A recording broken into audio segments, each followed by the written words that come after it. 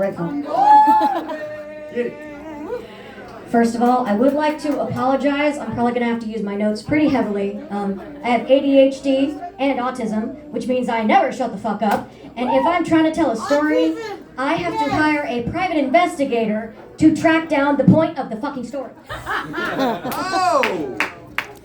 You should know 2 things about me right off the bat. First of all, I have daddy issues.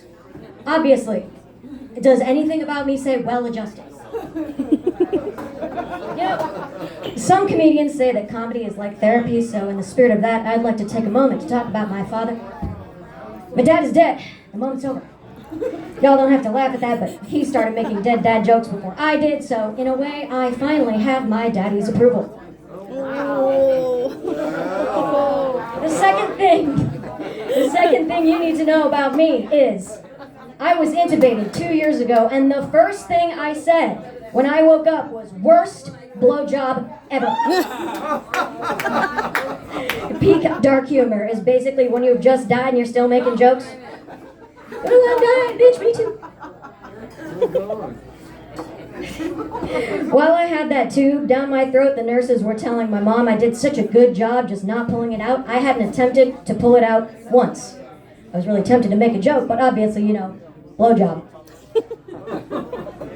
I'm glad they had me sedated for it, though, because they had my wrist in those little straps, and let me tell you, we were choking, we were tearing up, we were using our safe word, okay?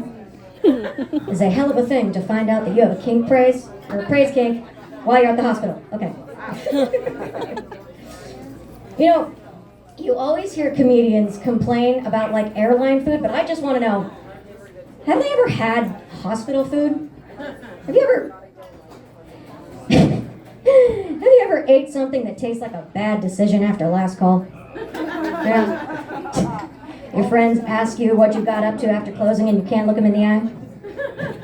They're like, bitch, did you see the French toast on that menu that way? You're like, yeah. Oh, fuck that French toast. Did you know you could get bullied in a mental health facility? The facility was called Rainier Springs, but the cast was from fucking Mean Girls, okay? You can't be causing me problems here. I got to the facility with my own problems. I got a schedule to keep, and it's already mandated therapy o'clock. But what's more surprising is flirting in the Wahoo facility.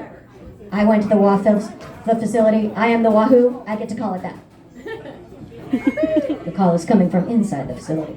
Flirting in the mental health facility is wild because one minute it's my family is concerned about my terrible decisions, and the next minute it's, hey, time to make another terrible decision.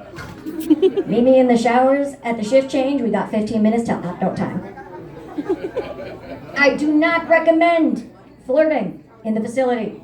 Focus on your own problems. Do not create a whole nother problem. They'll just send you back to the facility.